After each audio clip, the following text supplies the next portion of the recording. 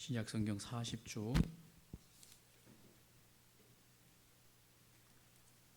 마태복음 24장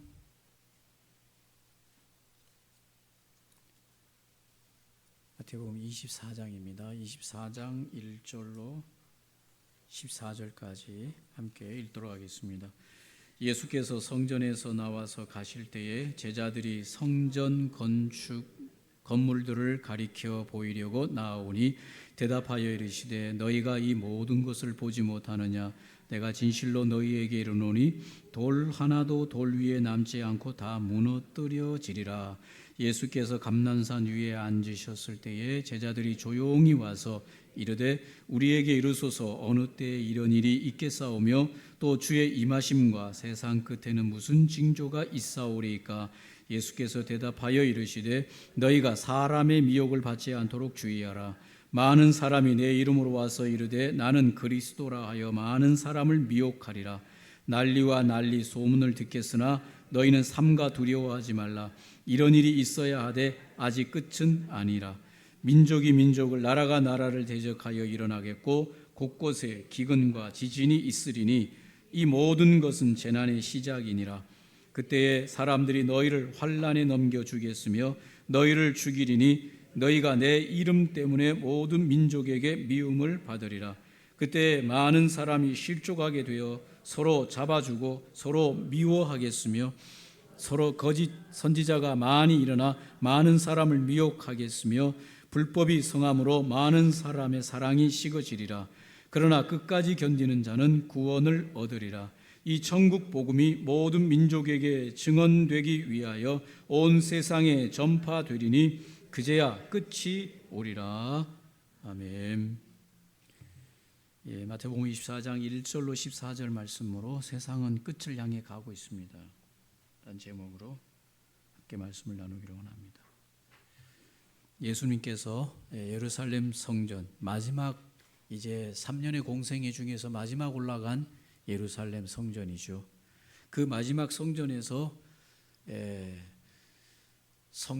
돈 바꾸는 자들의 상을 뒤엎고 그곳에서 화 있을진저 하면서 바리새인들과 서기관들에게 화가 있을 것을 예언하시면서 그를 따르는 제자들이 어떻게 살아야 될지를 말씀하시고 난 이후에 예수님께서 성전을 나와서 가실 때에 제자들이 그 성전 건물을 가리켜 보이려고 예수님에게 설명을 할 때 예수께서 예언을 하십니다.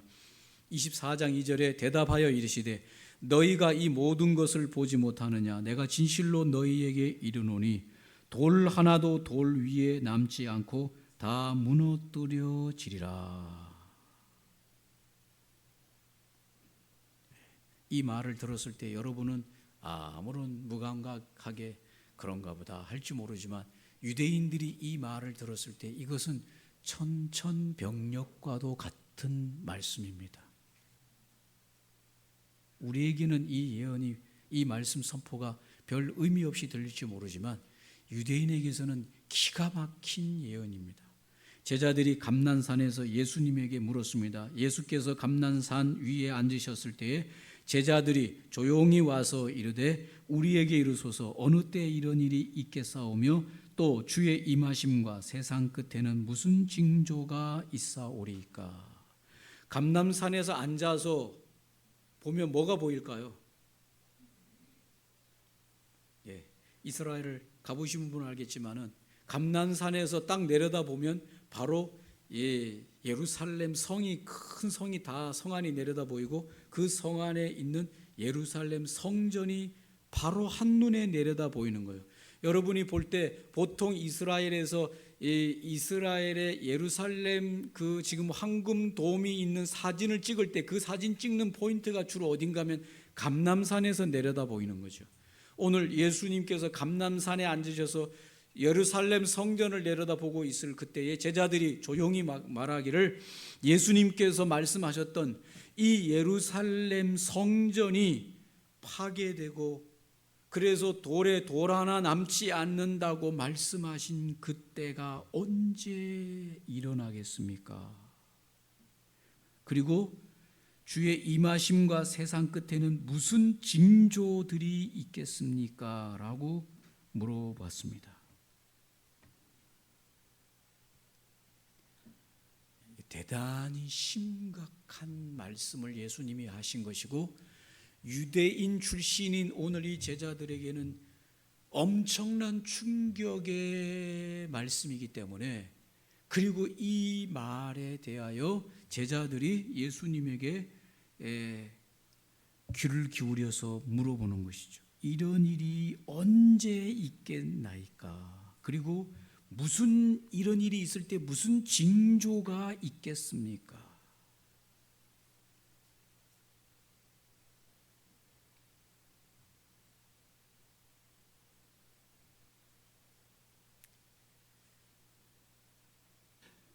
제자들이 오늘 묻는 것은 여러분에게 물어보겠습니다. 예수님에게 묻는 이 질문은 이스라엘의 멸망을 말할까요?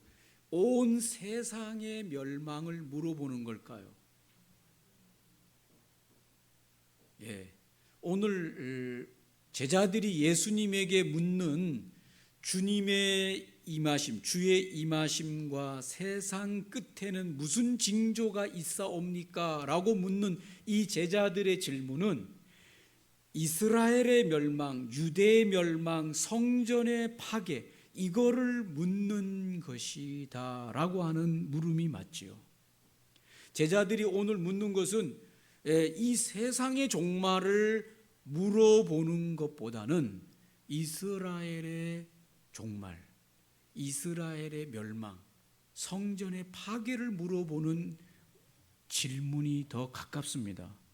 그런데 대답하시는 예수님의 대답은 이스라엘의 멸망을 말씀하심과 동시에 이스라엘의 멸망만을 말하는 게 아니라 이 온 세상의 종말까지를 말씀하시고 계신다. 그렇게 보는 것이 맞습니다. 오늘 이 종말의 예언을 하시는 마태복음 24장은 이스라엘의 멸망만을 말하면 이미 성취된 거죠. 이스라엘은 이미 AD 70년에 완전히 멸망하고 다 뿔뿔이 흩어졌으니까 이 말씀은 이미 성취된 말씀이고 지나간 말씀이니 우리가 그렇게 염두에 둘 필요가 없는 말씀일 수 있습니다. 그러나 오늘 예수님이 말씀하시는 이 말씀은 이스라엘의 멸망 플러스 세상의 종말을 염두에 두고 말씀하고 계시니 우리가 오늘 예수님의 이 말씀에 귀를 기울여야 될 필요가 있다 그 말입니다. 이해되시죠? 제자들이 묻는 것은 그들의 예루살렘 성전과 유대의 멸망과 이스라엘의 멸망을 언제 일어나겠습니까? 무슨 징조가 있겠습니까? 라고 물었는데 예수님의 대답은 이스라엘의 멸망 플러스 세상의 종말까지를 말씀하고 계시는 대답이다. 정리되시죠? 그렇게 이해하시는 것이 맞습니다. 여기서 주님의 임하심이, 주의 임하심이 무슨 징조가 있사오리까? 주의 임하심. 여기 주의 임하심이라고 하는 단어는 파루시아라고 하는 헬라어를 사용하는데 이 파루시아라고 하는 이 헬라어는 황제가 당시의 황제나 왕이 어떤 도시에 나타났을 때에 방문했을 때에 그 왕이 임하심을 말할 때 황제가 임하셨다라고 할 때 이 파루시아라고 하는 단어를 사용한다고 그럽니다. 그래서 그 시대에 황제가 어떤 도시에 방문하면 그 도시를 방문한 것에 대한 기념으로 이 주화를 만들어서 발행하거나 아니면 큰 기념물 무슨 건물을 지어서 황제가 이 도시에 방문했다라고 하는 기념 뭔가를 건물을 짓는다 그래요. 옛날 우리나라 같은 경우에는 왕이 어떤 도시에 행차했을 경우에 왕이 어떤 도시에 행차했다라고 하는 기념물로 무슨 건물을 짓거나 그리고 큰 현판을 왕이 써가지고 본인이 이 도시에 무슨 일로 왔다 갔다고 하는 기념을 현판을 쓰면 그거를 기념해가지고 큰 건물에다가 새겨놓고 무슨 몇 대 왕이 몇 년 며칠에 여기 무슨 일로 방문했다라고 하는 기념, 이 기념, 왕이 그 도시에 나타난 이것을 가지고 파루시아다라고 하는 단어를 쓰는데, 오늘 여기에서 예수님, 주님이 임하심이라고 말하는 이것은 예수님이 이제 정치적인 메시아, 구원자가 되어서 모세처럼 유대의 왕자에 임하실 날이 언제이겠습니까? 그걸 묻는 거예요. 제자들의 관심은 거기에 있는 거 아니에요? 그래요, 안 그래요? 여러분의 관심은 어디에 있습니까?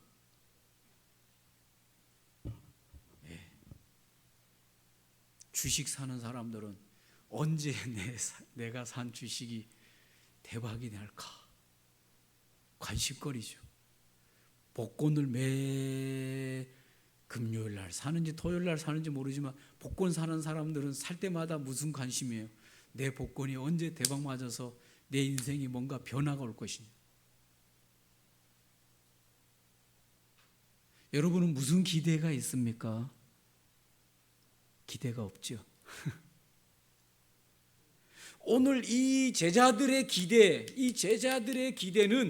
언제 이 우리가 모시는 스승인 이 예수님이 이스라엘의 왕으로 등극해가지고 파루시아해서 임하셔서 이 로마를 다 몰아내고 이스라엘의 독립을 시키고 이스라엘의 왕으로 파루시아 임하실 거냐, 여기에 대한 관심이 제자들의 관심인 거죠. 그래야 내가 우편에 내가 좌편에 앉아서 우의정 좌의정하고 이 나라가 로마로부터 독립되고 이 모세가 이스라엘을 애굽에서부터 출애굽시킨 것처럼 예수님이 이스라엘을 독립시키는 날이 언제 임할 것이고 그런 징조는 어떤 징조들이 나타날 것이냐라고 물어보는 것이죠.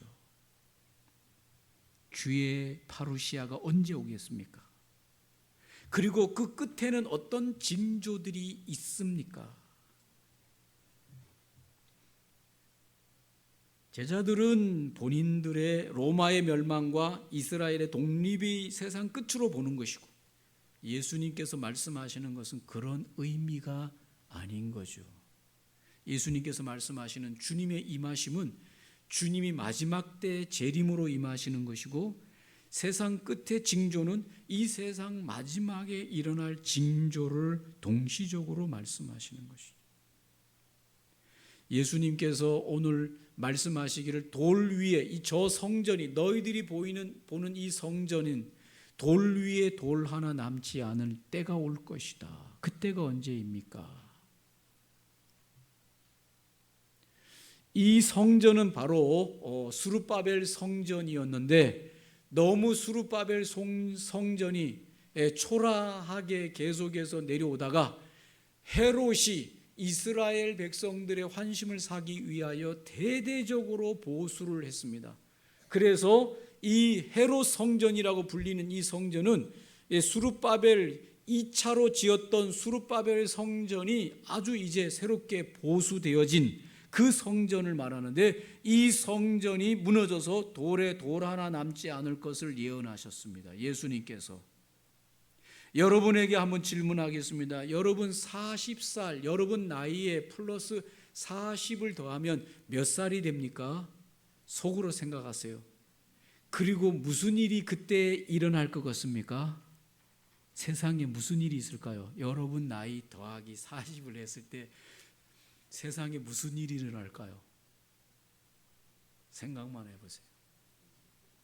예수님께서 성전을 바라보시면서 이 성전이 돌에 돌 하나 얹어 있지 않고 다 파괴될 것이다 라고 말씀하신 이 말씀하신 40년이 지난 때쯤에 로마의 티투스 장군이 AD 70년에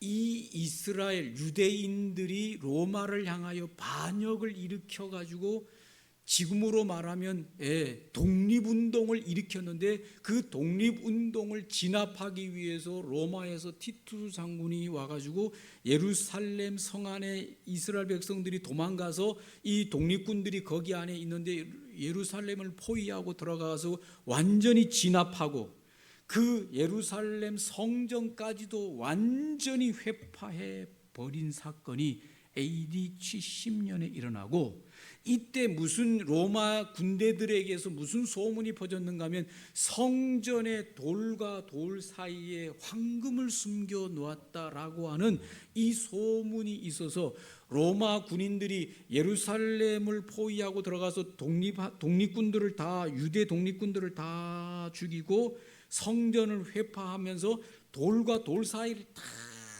회파해서 그 안에 황금을 찾겠다고 돌과 돌을 다 회파하면서 돌과 돌 사이가 하나 남지 않고 다 부서졌어요. 그때 남은 것이 뭐냐면 지금 이스라엘 사람들이 통곡의 벽이라고 하는 이 성벽의 서편 쪽의 벽만 일부 남아 있는 상태, 완전히 파괴된 것. 이게 언제 일어나냐? 예수님이 성전을 바라보시며 저 성전에 돌과 돌 위에 하나 안 남겠다고 말씀하신 약 40년이 지난 후에 이런 일이 일어나서 완전히 되어지고 파괴되어지고 예수님의 말씀이 성취되어진 것이죠.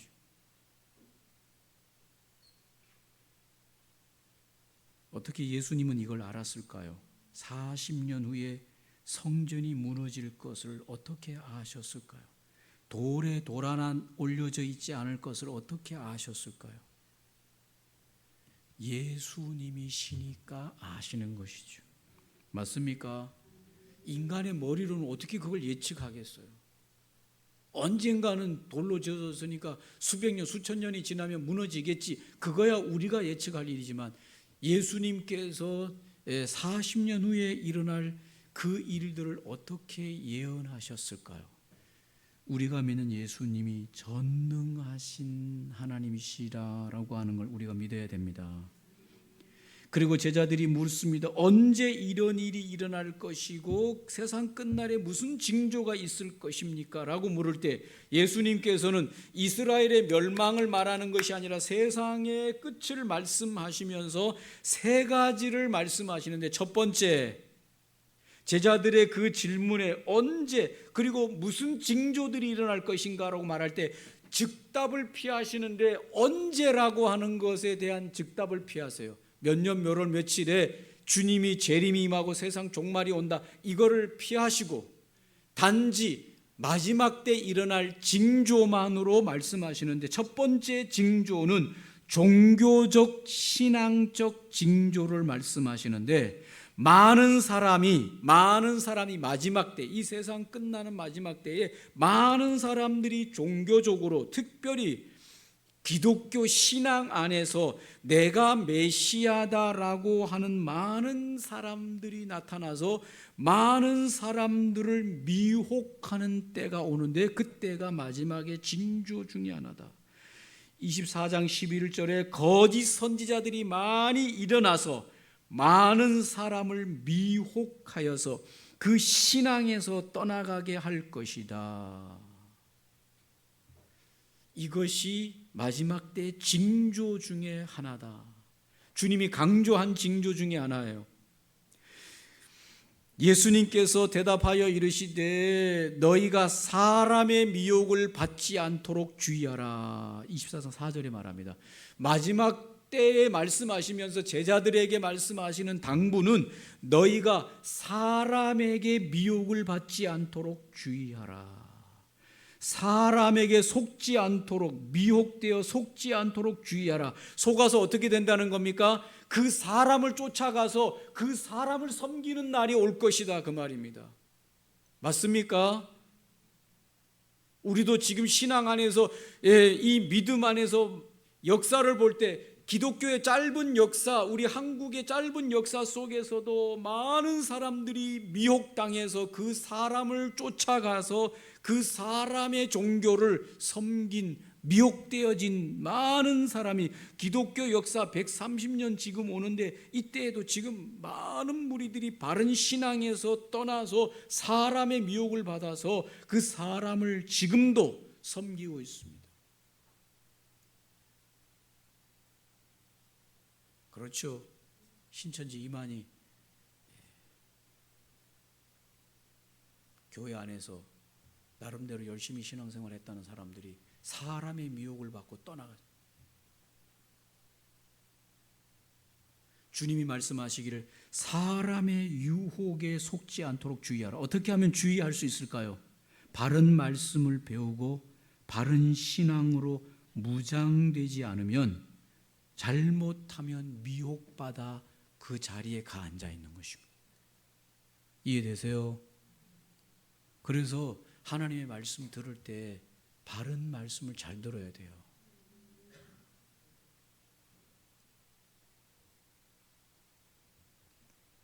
그 이단에 가 앉아 있는 분들이 교회에 열심히 다니던 분들인데, 교회는 열심히 다녔는데 바른 말씀을 제대로 깨닫지 못하고 교회만 열심히 나오다가 그 이단들에게 붙들려 거기에 가서 앉아 있는 것이. 주님이 말씀하십니다. 마지막 때 많은 자들이 일어나서 많은 기적을 보여주고, 지금도 온라인상에서 막 기적을 일으키는 많은 사람들이 있습니다. 그리고 막 그 기적을 보고 많은 성도들이 그곳에 그 사람에게 몰려가고 있습니다. 그게 바른 말씀을 가르치는지 바른 신앙을 가르치는지를 구별하고 분별하지 못합니다. 나타나는 기적과 이적을 보는데, 주님이 뭐라고 말하면 마지막 때는 하늘에서 사람이 불을 내리는 기적과 이적을 보일 것이다. 그러면 여러분 어떻게 할 거예요? 그러면서 말하기를 내가 하나님이 보낸 선지자니 나를 따르라고 할 때, 그런 증거들을 보여줄 때 여러분은 그 증거를 분별할 수 있습니까? 그게 성령의 역사인지 마지막 때 많은 자들을 미혹해 하는 역사인지를 분별할 수 있어야 되는 것이죠. 깨어 있으시길 바랍니다. 주님 말씀하시는 것. 또 두 번째는 사회적인 징조를 말씀하시는데, 난리와 난리 소문을 듣겠다.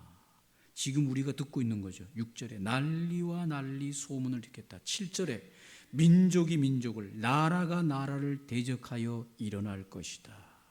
지금 우리가 매일 눈 뜨면서 듣는 소문이죠. 난리와 난리, 민족과 민족, 나라와 나라가 전쟁하고 싸우는 이 일들을 너희들이 들을 것이다. 24장 10절에 그때 많은 사람이 실족하게 되어 서로 잡아주고 서로 미워하겠으며, 24장 12절에 불법이 성함으로 많은 사람의 사랑이 식어질 것이다. 이게 언제일까요? 여러분 언제일 것 같아요? 지금이지요. 언제이겠어요? 지금이죠. 난리와 난리, 민족과 민족, 나라와 나라가 서로 싸우고 죽이고 전쟁하고 서로 잡아주고 서로 미워하고 서로 불법이 성하고 서로 사랑이 식어지고, 이런 때가 언제입니까? 지금이죠. 다른 때가 아니라 지금이 바로 그런 때죠. 우리가 이 소식을 듣고 눈을 뜨고 이 소식을 듣고 잠을 자는 이 시대가, 사회적인 이 시대가 징조로 마지막 때의 징조인 것을 주님이 말씀하셨다. 어떻게 해야 될까요? 이런 소리를 들으면서 아침에 눈을 뜨고 이런 소리를 들으면서 잠을 자는 우리가 어떻게 해야 될까요? 주님이 말씀하시기를, 이럴 때 주님의 제자들을 두고 하시는 말씀이 있는데, 여러분 저를 따라서 하시면 좋겠습니다. 두려워하지 말라. 옆에 사람 손을 한번 꼭 잡아주세요. 두려워하지 마. 두렵지요, 여러분. 두렵지요. 전쟁이 곧 난다 그러고 무슨 저 러시아하고 우크라이나 전쟁하는데 왜 우리랑 붙어 있는 저 인민 군대 무슨 뭐 특수부대 무슨 몇천 명이 왜 거기 또 가서 남 전쟁하는데 가가지고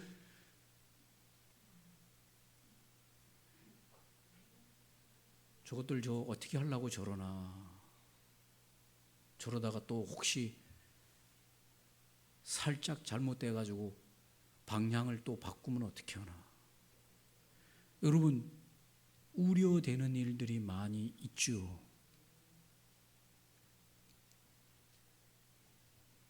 꽝 하는 순간 여러분은 은행에 돈 놓는 돈 다 꽝 되는 거예요. 여러분이 샀던 주식 다 꽝 되는 거예요. 여러분이 노력하고 올라갔던 좋은 직장 다 꽝 되는 거예요. 이게 남의 일이 아니지요.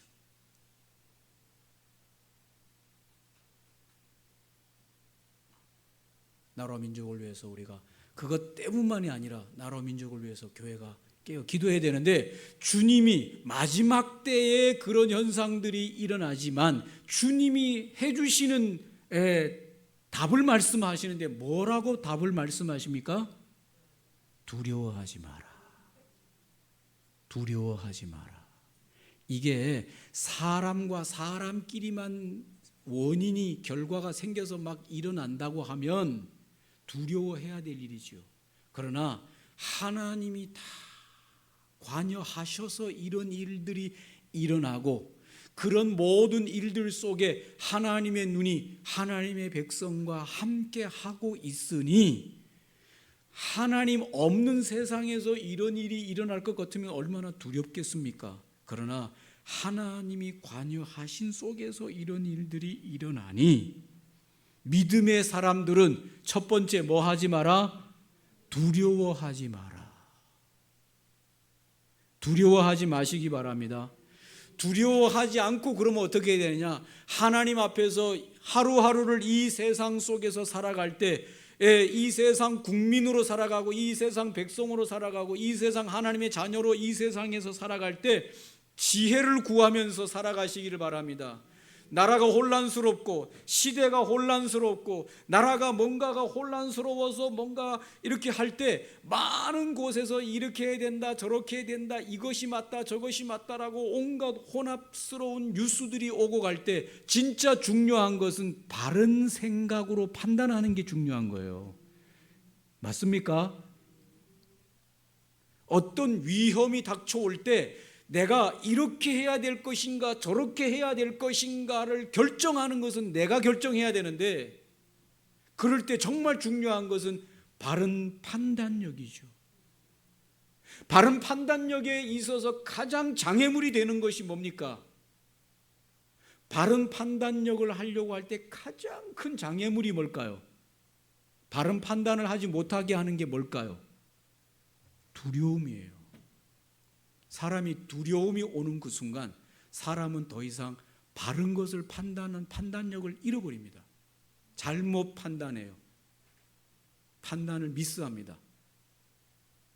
그렇기 때문에 주님이 두려워하지 말라고 말씀하시고 뒤끝에 말씀하시지 않았지만 두려워하지 않고 주님이 우리에게 주시는 것은 이런 사회적인 혼란들이 일어날 때 두려워하지 말고 하나님 안에서 바른 판단력을 기도하라.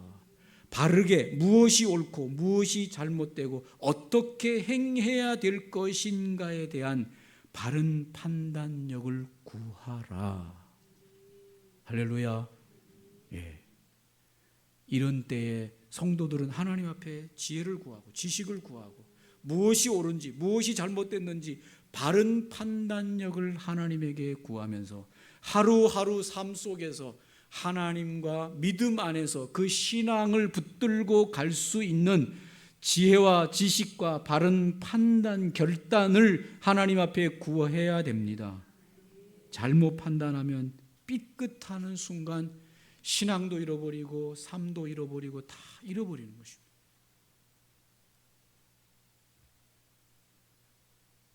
마지막으로 처음에는 신앙 종교적으로 그런 혼란스러움이 마지막 때의 징조요. 두 번째는 사회적으로 그런 징조요. 세 번째 마지막 때에는 자연 현상들이 일어나는데 24장 7절에 뭐라 그랬습니까? 곳곳에 기근과 지진이 일어날 것이다. 곳곳에 기근과 지진이 있을 것이다. 아마도 우리가 경험해보지 못했던 몇백 년에 오는 뭔가들이 날아오기 시작하겠지요. 기근과 지진이 있으리니. 기근과 지진이 일어날 때 가장 힘든 게 뭘까요? 제가 볼 때는 이 자연현상들에 의해서 닥쳐올 가장 위험한 일은 식량에 대한 문제일 가능성이 크다.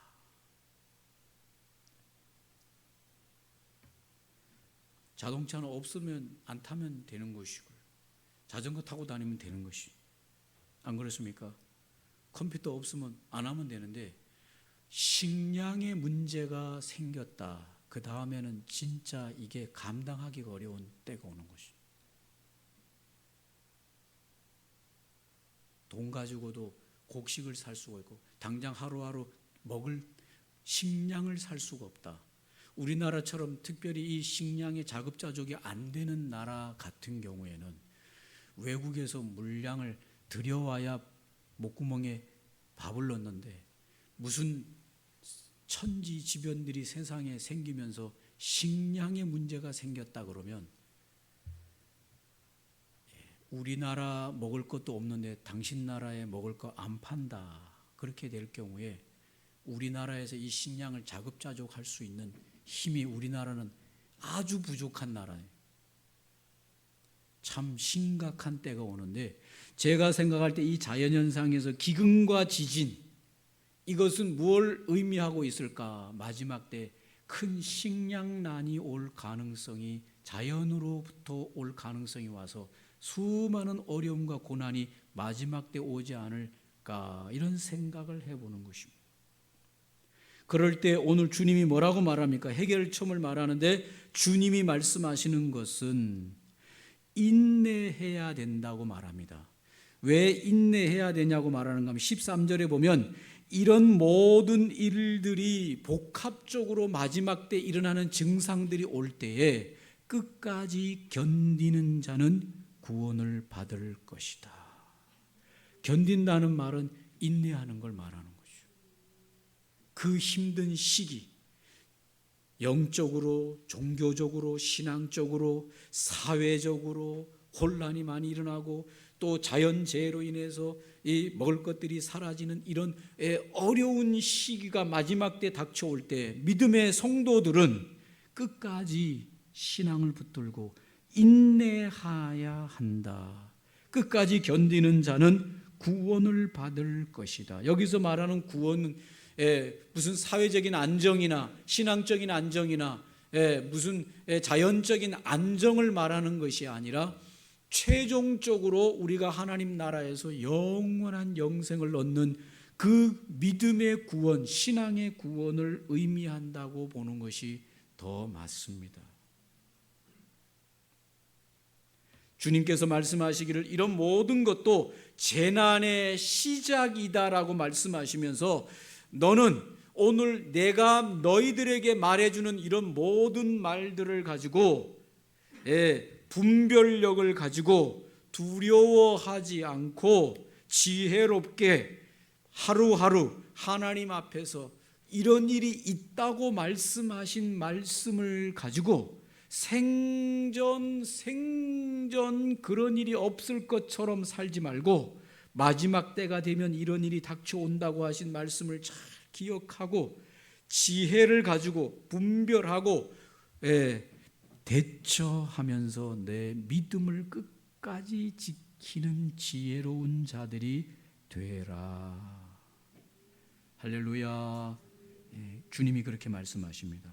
그런 과정 속에서 이 복음이 땅 끝까지 이제 마지막까지 전파되고 나면 그때의 마지막 끝이 올 것이라고 14절에 말하면서 주님이 말씀하시는 것은 이런 일들과 동시에 하나님의 복음이 땅끝까지 전파되는 그 시기가 맞떨어질 것이라고 말씀하시면서 반드시 세상은 끝을 향해 지금 가고 있고 하나님의 나라의 완성을 향해 가는 것이 세상의 끝과 같이 맞물리는 것이다 라고 말씀하시면서 주님이 재림의 주님으로 심판의 주님으로 구원의 주님으로 이 세상에 나타나는 날이 곧 파루시아가 곧 도착할 것이다.